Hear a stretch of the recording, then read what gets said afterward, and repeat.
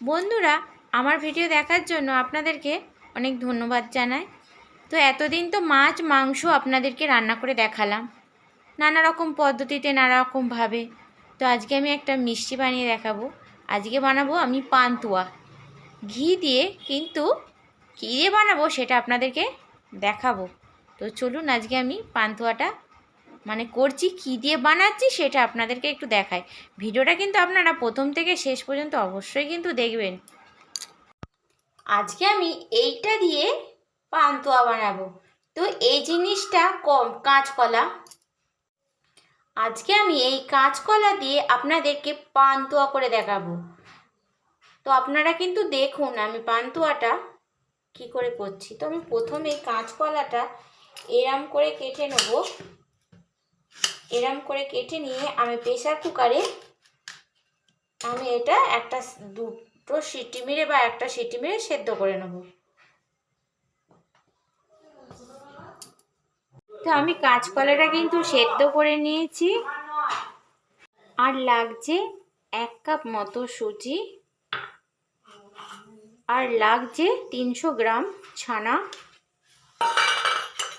আরও লাগছে 3 চামচ মতো ময়দা।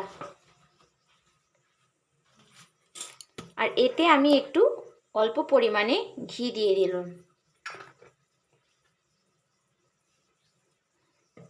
তো এইটা আমি ভালো করে মেখে নেব।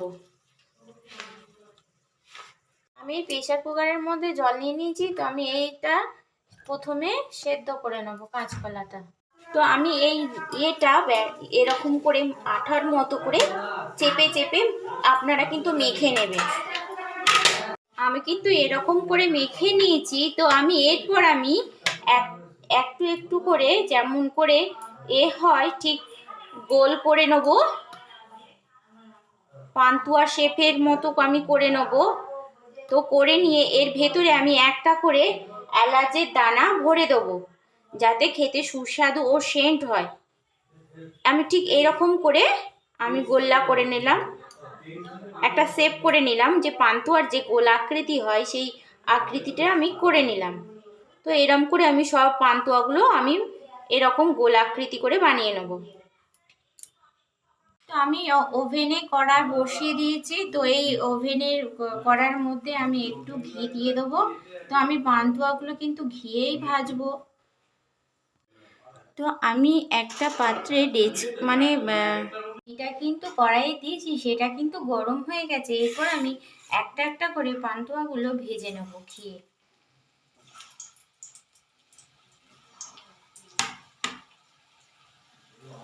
পাত্রের মধ্যে জল গরম বসিয়ে দিয়েছি। তো আমি এই জলের মধ্যে আমি পরিমাণ মতো চিনি দিয়ে দেবো। পান্তুয়াটা যে ভেজাবো রসের মধ্যে, সেই রসটা আমি এই চিনি দিয়ে তৈরি করে নেব। খুব বেশি চটচটে করব না, একটু হালকা টাইপের মতো করে রস তৈরি করব। পান্তুয়াগুলো ঠিক এরকম একটু লাল লাল কালারে একটু ভাজবো, এরকম হালকা হালকা ঠিক এরকম স্টিম আছে কিন্তু আপনারা ভাজবেন। বেশি আঁচ দিয়ে দিলে কিন্তু পুড়ে যাবে, খেতে ভালো হবে না। তো আমি পান্তুয়াগুলো কিন্তু ঠিক এরকম করে ভেজেছি। তো এরপর আমি রসের মধ্যে এটা ফেলে দেব। তো আমি রসের মধ্যে পান্তুয়াগুলো কিন্তু দিয়ে দিয়েছি, দেখুন এরকম।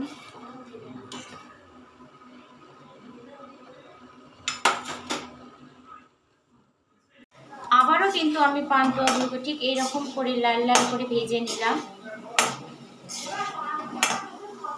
আর দেখুন আমি গ্যাসটা একটু জোর আঁচ করে দিয়েছি। তো আঁচ করে আমি এই পান্তুয়াগুলো একটু ফুটিয়ে নিচ্ছি।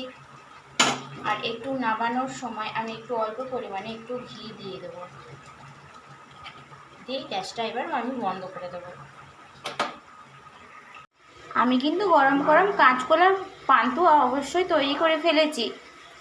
তো এরকম কাঁচকলার পান্তুয়া কে কে বানাতে চান আমাকে অবশ্যই কমেন্টে জানাবেন। আর আমার চ্যানেলটা সাবস্ক্রাইব করে আমার পাশে থাকবেন।